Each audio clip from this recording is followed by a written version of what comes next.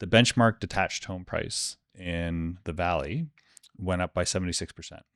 And then all of a sudden we got, hit by the macro factors that happened in the economy and they pulled back. I don't think this is our new normal. I think we're, been dealing with so many external shocks. Given everything that's impacting it right now, there's so much that's uncertain, and we'll dig into that in a moment. A slowing economy means that the door opens a little bit wider for the Bank of Canada to cut interest rates. It's still the best city to live in, right? Still the best. That's right. Still the best. Welcome to the Rennie Podcast. I'm Ryan Berlin, Rennie's Vice President of Intelligence and Head Economist. And I'm Ryan Wyse, Rennie's Market Intelligence Manager and Lead Analyst. And for the second time, but the first time in a long while, we're joined by Rennie advisor Joanne Hoekstra, who's been an advisor with Rennie for 11 years. You've been one of our top performing realtors, a Medallion Club member, and in addition to helping people buy and sell throughout Metro Vancouver, but I think you said mostly it's Tsawwassen. South Delta, White Rock, South Surrey, and then Vancouver. Perfect. But you're also selling at Headwaters Bridge and Elliott project, which is currently under construction in Ladner. In my hometown. Right. It's very exciting too, because that's kind of a one of a kind, isn't it? So we had Sean Wentworth on the podcast a few months ago, also a Rennie advisor, who we had on previously back in 2021, like yourself. And we were talking a bit about differences in the market then versus now, obviously very different conditions. But for you, sort of day to day, how different is it? Yeah, completely opposite from when we last met, right? The prices were on the rise. We were seeing rapid increases. Definitely in Tsawwassen, where I live, there's, everyday price inflation on homes, and neighbors were, inquiring what's my home worth today versus last week. Today, we're kind of in the opposite position, right? A slower market, home prices have declined. So much different situation. So maybe people still asking what their home is worth today versus a few months ago, but with a few extra beads of sweat on their forehead. So great. It's great to have you here. Thank you. Look forward to talking about, the market broadly. We want to talk about the data from the summer. It was strange because it was I hate to say this. It was a tale of 2 months, 2 different months. So we'll look at that. We'll also explore some of the broader macroeconomic data that is the context for our market here, because it's really flashing red now, I think, for most people. But it's also, this is not that surprising to us, right? We've been talking about what we're seeing now. We've been highlighting it for many months, I would say more than a year at this point. Yeah. So we'll explore some of that and what it means for the market. And then we want to pivot back and talk a bit about, it's a challenging market in resale and pre-sale. So, what are you, Joanne, doing? What are developers doing to try to attract buyers to projects that are just not selling the way that they have been in the past? Okay, so let's start with the resale market. We have a lot of data on it. For would-be home buyers, it didn't seem like buying homes was the priority, broadly speaking, in August in this market. No, it wasn't. It's interesting because last month in July, we noted that sort of seasonality was kind of out the window a little bit. So spring had been so depressed because of tariffs and everything else. So July, we actually had 3,400, give or take, MLS sales, which was actually much stronger than a lot of the previous months. It was the most sales in a month since October. And we sort of said, seasonality is out the window. It's less about when and more about just people feeling a little bit better. But maybe a few more people went on vacation in August. Like, Brian, you weren't even here for the July. I wasn't buying a home in August. Yeah, so you were still on vacation. I was on vacation, and I swear everybody was on vacation with me. Well, then where I was. So no one go on vacation in July, and then they all went in August, or something else happening. But we just had just over 2,800 sales last month, which was a bigger drop off from July than you would typically see. It was the fewest sales in an August since 2012. So either seasonality was back or something else was at play. Maybe July was an outlier, or maybe the market is picking up and August was a bit of an outlier. We'll see. But I'm kind of thinking about some of the reasons why this might be. And Joanne, I want to ask you, do you think, based on the conversations you were having with buyers or sellers, were a lot of people who were transacting in July, maybe those who originally wanted to go in spring and then got scared and held off? Or were the people, they it worked around their vacation schedules, or like most people, was it just a life reason? Like I needed to transact this summer because of, a change in circumstances. I mean, I think the August factor definitely is at play, right? It is most typically, in my experience, in 10 years plus of real estate, when we're slowest in the beginning of August. We tend to see activity coming back towards the middle or end as we prep for fall. But also transactions are taking more time, right? There's a more thoughtful due diligence process in terms of buying. There's more subject to sales in the market. So maybe we'll see that change again in September as those things kind of have factored in and there's, transactions start to close. Did you talk to anyone this summer who originally wanted to go in spring and then got spooked and then felt good in the summer? Or is that just us overreading into some of the consumer confidence metrics are, they're challenging. Like we get a number and we ascribe a number, but like what number consumer confidence does any one of us have? I don't have like 50 one month and 60 the next. It's sort of an aggregate response to vibes, right? How do you measure buyer sentiment? Yeah. It's very difficult. And so right? people do it, but I'm just curious if you had anyone say, I wanted to go in spring, I got scared and I waited and then I felt better in the summer. I think there was hesitation in spring, or maybe people were preparing to hit the market in spring. And then all of a sudden we got, hit by the macro factors that happened in the economy and they pulled back. And then as those settled, we started to see those listings come back, that those buyers come back. So definitely there was a bit of that happening. Yeah. I mean, it's also possible we're trying to ascribe reasons to 1 month of data in this case. It's possible that was just an anomalous month. And maybe the August data is a bit more representative broadly of the state of the market currently. I mean, we need September's data and October's data and November's data to flesh out that theory. Yeah. And when transactions take longer, or what day the long weekend hits, like all that stuff can actually tip sales from 1 month into the next or vice versa. Exactly. So, and we'll get more information as we move through September. But it was lower sales in August. There was also a slowdown in new listings. So we weren't seeing people list their homes in August relative to the numbers that we saw in July. There's always a decline there, but this year there was more of one.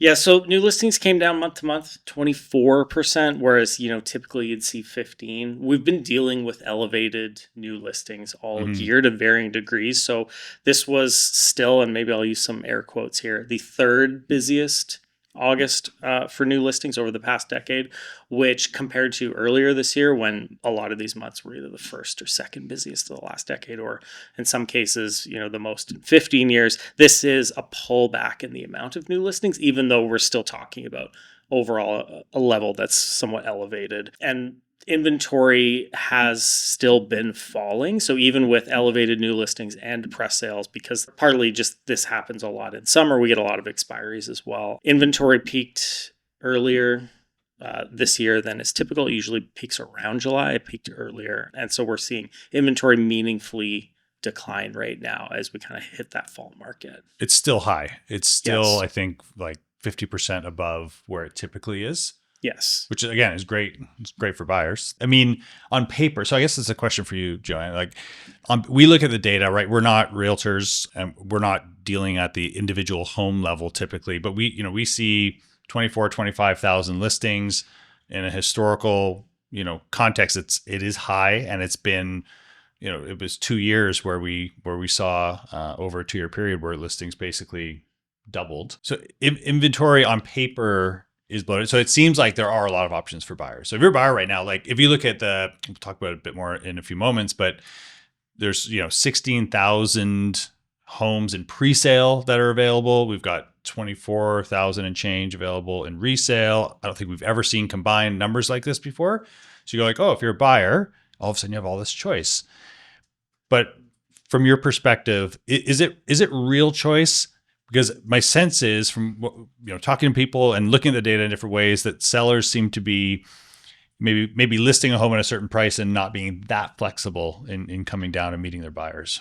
We definitely see that. I mean, I do feel that the popular pockets in the lower mainland are still selling very well and very competitively, and the prices have not adjusted that much. The process as a buyer is like we're in a more balanced market, so they have time to make their purchase, do their due diligence, and you're not necessarily competing with other buyers. Inventory, I mean, there's a lot of inventory that maybe is not hitting the middle of the buyer market, like it's like lots or building lots or homes that are not ready to move into, or there's also that completed product, new product that could be pricing a little bit higher still. So that yeah, I guess what I'm trying to get at is it all real? Like, is it like I'm a buyer out there and I've got like 24,000 homes I can choose from? So a lot of what we're seeing in the market in terms of inventory is maybe not suitable move-in ready product like need some work, tear down, stuff like that. And those types of lots,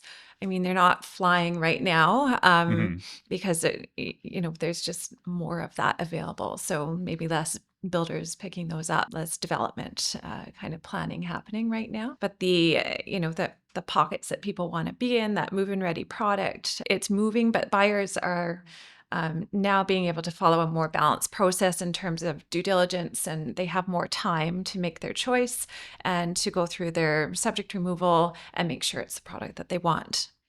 So you're saying there's still lots of opportunity, just maybe not at some of the numbers that we're seeing in aggregate. Yeah. And you also see pre-sale products being listed more, right? So completed product or actual pre-sale? Or pre-sale product even, right? Like I'll list, a dozen homes. So that can sway inventory a little bit as well, as where we have more pre-sale inventory available. Yeah, and in a hotter market, if you will, I wouldn't put it on MLS, no. No.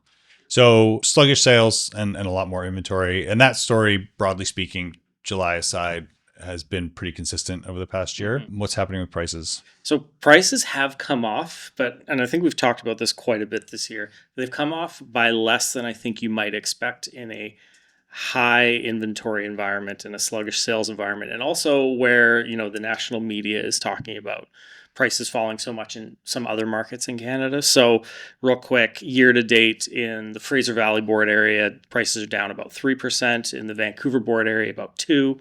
Over the past 2 years in the Valley, prices are down 9%.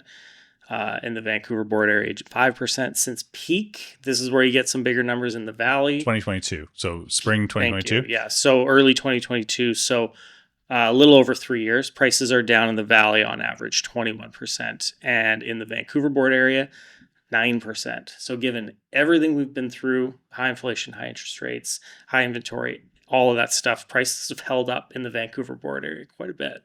Yeah, and I would say also the context for that 21% decline from peak in the Valley. I mean, that's significant, and that's over 3 years, right?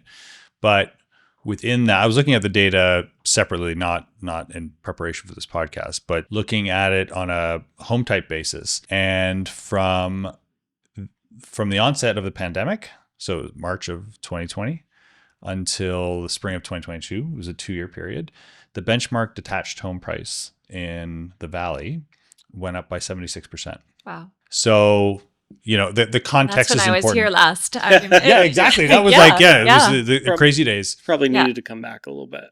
Yeah. Yeah, and at the peak there, prices in the Valley were trading at only a 6% discount to those in the Vancouver Board area. The historical average prior to COVID was like a 45% discount. Or differential, if you will. And now it sits at about half of that. So it's like splitting the difference at about 23%. And you can see why somebody that would have bought in that hot market is having trouble adjusting their expectations to sell in today's market, right? Absolutely. Absolutely. Yeah. What did you say about the last 5 years? So if you take a step outside of real estate and look more broadly, we haven't had a normal year since 2019. We had a global pandemic. We had basically free money and a big party in 2021. Yeah, that was fun. High inflation, high interest rates. High inflation leading to high interest rates, and then of course this year has been dominated by ludicrous trade policy, and we haven't had a normal year. The 2010 to 2019 period in Canada, we went through all sorts of market cycles. We dealt with the first Trump administration doing some weird stuff. But overall, it was a pretty stable period in Canada. The good old days. Yeah. Right? Maybe that's what August is back to, just a normal, balanced So market. that's a question I wanted to put to both of you, because we've been talking around the office. We're sort of like, we're always, anybody who's in real estate or not. I mean, if you're in the real estate game, even just more generally, it's like, well, where's the market going? We had expected that we were primed for a more active market towards the end of last year. Like there was some momentum there, and now we're looking at it and going, I wonder. It's really hard to predict things in this market, given everything that's impacting it right now. There's so much that's uncertain, and we'll dig into that in a moment. But I hear whispers of like, hey, maybe this is the new normal, like what we're seeing now. So I wanted to put that to both of you. Like, how do you view this market? Is it possibly our new normal? It very well could be. I mean, it seems very balanced. Everything I've said here today, it's people are just able to move with more intention, time, thoughtfulness through the process from both sides, sellers and buyers. And it's more about, putting together deals now than it is, grabbing the first thing that comes up, right? Like it's working both sides of the equation every time in real estate. So yeah, what do you think, Ryan? So I think that's a good point about it's probably a better environment, particularly for buyers who can operate a little more easily and with more intention through this market. I don't think this is our new normal. I think we've been dealing with so many external shocks, especially this year, unforeseen external shocks. And last year at the end of the year, like we started tracking back towards our old average, our past decade average for sales activity, October, November, December, January. And then we got hit again. And we all remember why we got hit. And so I think there is a new normal out there somewhere that doesn't look anything like 2021 or 2022, certainly. But we still have a lot of young people in this region who want to buy a home. Like demographically speaking, we've grown a ton. And even with changes to immigration policy that will continue to impact particularly our rental market more than our ownership market, we still have a lot of people who want to buy a home, who want to move either out of their parents' house or out of their roommate household that they're currently living in, and they've been challenged to do it. And so I still think there's a lot of pent-up demand. There's a lot of latent demand that we haven't seen actually enter this market yet that is still coming at some point. You're correct. Do I win a prize? You win a prize. Okay. Yeah, it's interesting. Yeah, like I really like your perspective, and I think that whereas for so long it was like speed was such an important feature of our market, or like trying to anticipate listings, or even if the open house is on the weekend, it's like, can I see it before then? And it was frenetic. It was emotionally draining for everybody involved. Balance that we're seeing broadly is hopefully it's something that persists over time.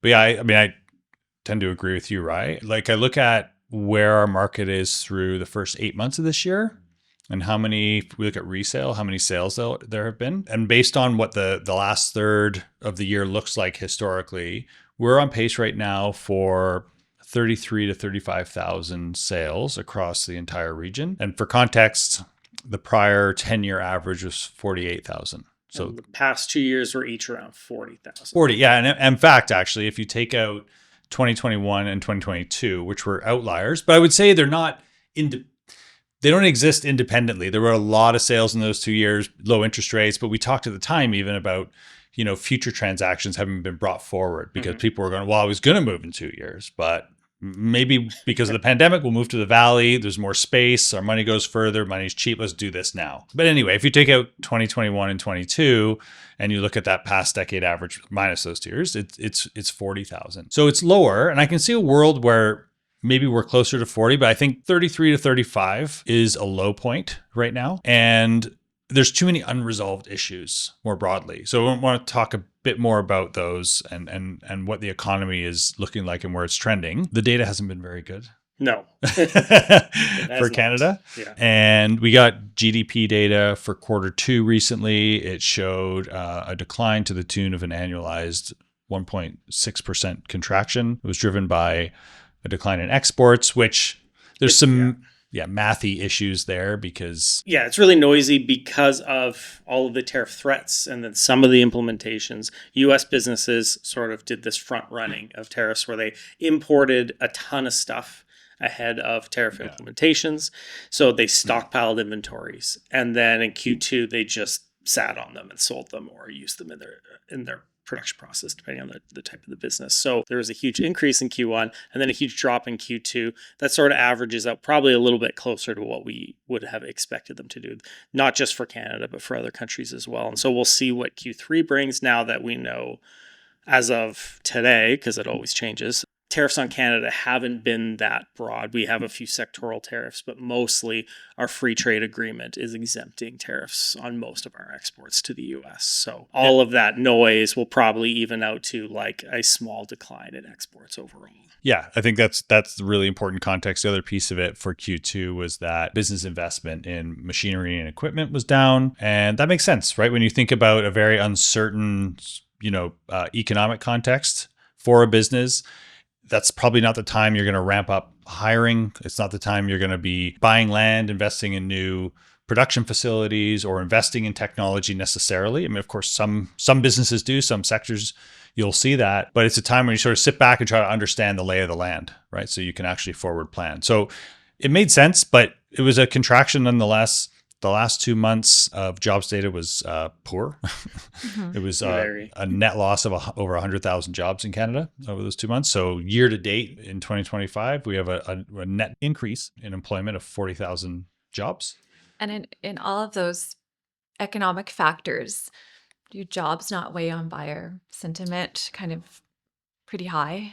For sure. Well, that's what, so yeah, we've been talking about this because we've been talking about Canada being a bit of like we're a frog in a pot of boiling water, right? Month to month, the data that we're seeing on the economy and the labor market's like, it's not getting that much worse. Like no major shifts, but we've seen a gradual decline in conditions for 2 years now. And we're at the point where I think it's not about other people losing their jobs and what that means for purchasing power and how it impacts markets. But now it's like, oh, well, everyone's thinking, am I going to have a job? Mm-hmm. What am I going to be doing in 6 months and 12 months? And I think that thinking pervades more. And then I think it holds people back. Yeah. And even before all of the tariff stuff, like in the spring, we were talking about how we had 2 years of rising unemployment, which is very unusual outside of an external economic shock, which we hadn't had to that point. Of course, we've had one now that ended up being not quite as bad as we'd feared, but still not great. To this point.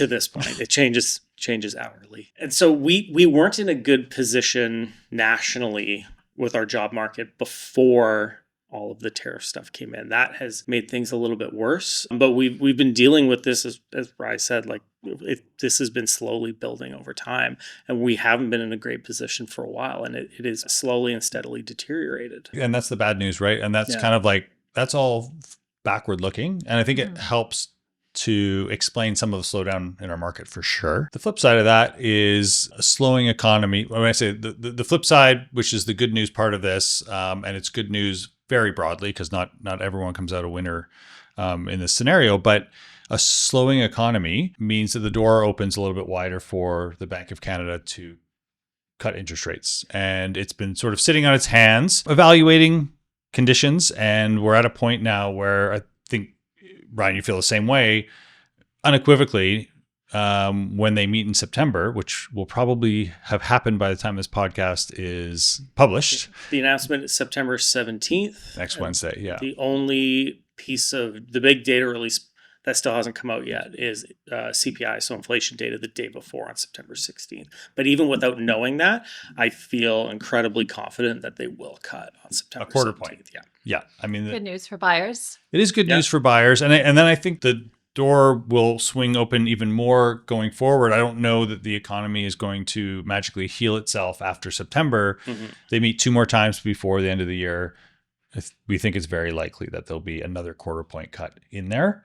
And we'll see beyond that. But they have a lot of room for monetary policy to operate in this environment. We're at 2.75% right now. Yeah, so we're not at 0.75%. Their theoretical neutral range is 2.25 to 3.25. They're right smack in the middle. Yeah. That's where they want Perfect. to be while they evaluate impacts of tariffs, where the economy is going. They're in a good place for themselves in order to react to whatever's coming up. And in this case, we think the reaction is they need to cut more because the economy is not doing very well. So we'll see. I mean, there's the silver lining, and we've seen bond yields come down, particularly as a reaction to the poor jobs report last week. And the bond yields really are what is going to impact the home buying market through mortgage rates, right? So we'll see if that continues. We'll save the in-depth discussion on bond yields for another day. That's as we said before. Yes, we record our bond yield episodes and post them to the Calm app, so you can listen to it at night when you're looking to fall asleep. So just want to pivot finally here and talk about the new home market. Similar to resale, it's been a lot slower the last couple of years than it has been historically. We're on pace this year regionally to see 7,000 pre-sale / new home sales, which would be the lowest on record. And I think we're on pace for the fewest new homes coming to market being launched in new projects this year, again, than we've ever seen. So that being said, their projects are launching. 7,000 sales would be not a large number, but those are 7,000 transactions. So people are still buying and you're selling at, as we said, Bridge and Elliott in Ladner. So maybe you can tell us a bit about that building and why someone would want to buy there. Bridge and Elliott is the first new condo building to come up in Ladner Village. If you guys have been out there recently. Ladner. Yeah. So a very quaint community. You know, it's just in such a great location because it's walkable to all amenities. So across the street to the grocery store. There's Pharmacy is coming in at the bottom as one of our owners there in the commercial section. Just behind is the heritage streets of like Delta Street and the shopping streets in Ladner Village. We're a block from the river side where the city of Delta is putting a lot of effort and development into revitalizing the riverfront as well in Ladner Village. So just a great location, the first new condo project to come in such a walkable spot. And it gives people of South Delta and Ladner an opportunity to stay in their community and downsize, or stay in their community and get into a home, a nice home that's, you know, in a great location, right? So we talked a little bit, Ryan, you mentioned the young buyers earlier and how they're looking to get their first homes, and that activity is still kind of pent up, that demand, right? So we're seeing some of those buyers and then a lot of downsizers from the Ladner area coming in as well that are planning for the future. So they are still buying homes now because they're buying into their future. They're making a choice, and that our building will complete in mid to late 2027. So we have a couple years out to kind of work towards their plan of moving as well. Yeah, it's under construction, as you say. And do you think that is attractive to buyers in this market with all of the uncertainty? 100%. Yeah. Some of the biggest questions we get are around the feasibility of the project, if it's going forward, is there any risk? So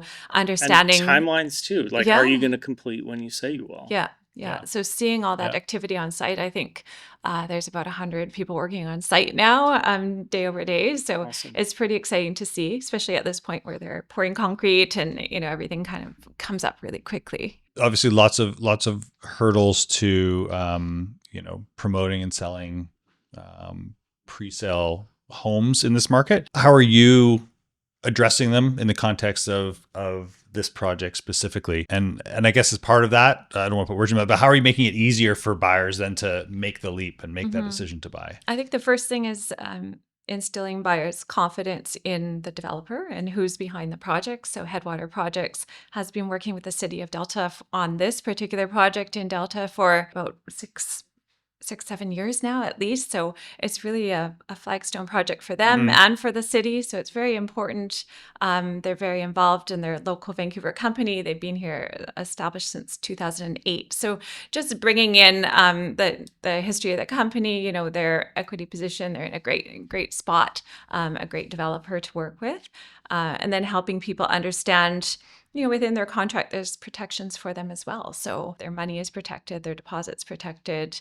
There's a timeline that we're, you know, setting out to meet within that contract as well. So instilling that confidence they can see the work happening as well, is important. And then this is about, a change for your life, right? It's making a decision that's beyond just the numbers. It's about, how you want to spend the rest of your years or start out, and it's about being within walking distance to Westham Island to go pumpkin picking. Which I do, but I have to drive pick a up long fresh way. flowers, go to the bird sanctuary, I know, take your bike on the river. Lovely. Yeah. It's so lovely down there. Yeah. And it's just this cheeky little exit off the highway there. Yeah. So we are also seeing young couples and families coming into the building. It's a great place to raise your family. And they're excited about kind of putting down roots there as well. So this is a great opportunity to get started in the market. Yeah, fantastic. Very excited to see that project come to completion. Finally, we have a listener question from Conrad in downtown Vancouver. Hey guys, this is Conrad from Vancouver. It seems that move-up buyers like myself are kind of stuck because our condos aren't worth what we expected anymore. In your opinions, do you think that this is temporary, or are we looking at a longer-term correction in condo values? Looking forward to your thoughts here. All right, who wants to take that one? Go first. Ryan, you've got all the numbers.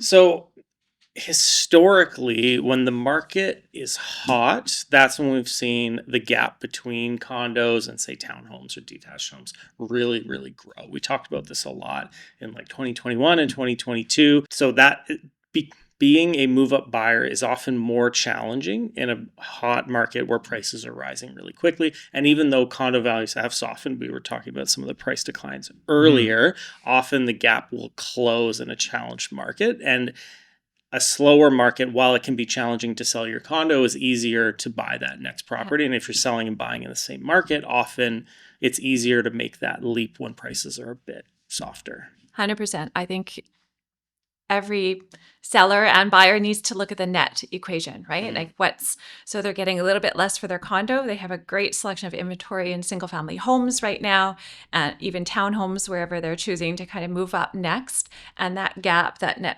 price difference has come down a lot, right? It's still, or it's still moving together, both segments.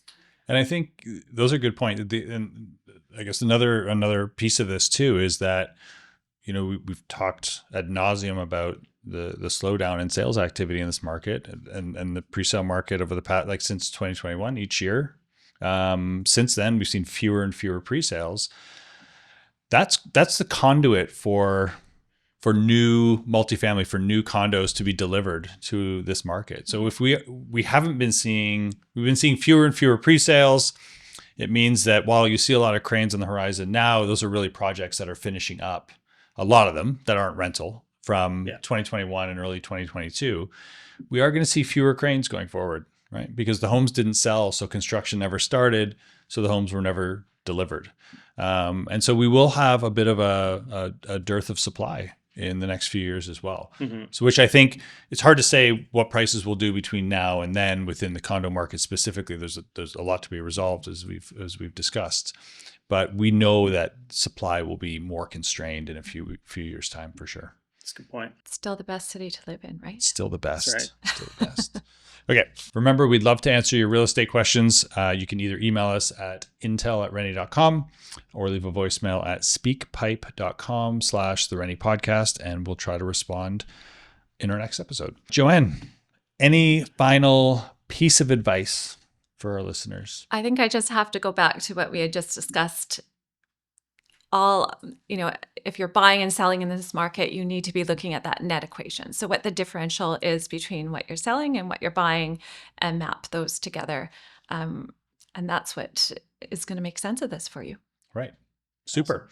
And for anyone listening who wants to get in touch, how would they do that? You can reach out by email to jhoekstra@rennie.com. I'm sure you'll put that in the show notes because I know my name is hard to spell. I won't spell it out here for you. Or on our Rennie website at rennie.com/Joanne Hoekstra. And you can see all my listings there as well. Amazing. Or just swing by Bridge and Elliott. Right? Yeah. Come and visit us. Come say hi. Great. Well, thanks, Joanne. It was a great conversation. Nice to have you back. Thanks for having me. Cheers. Great.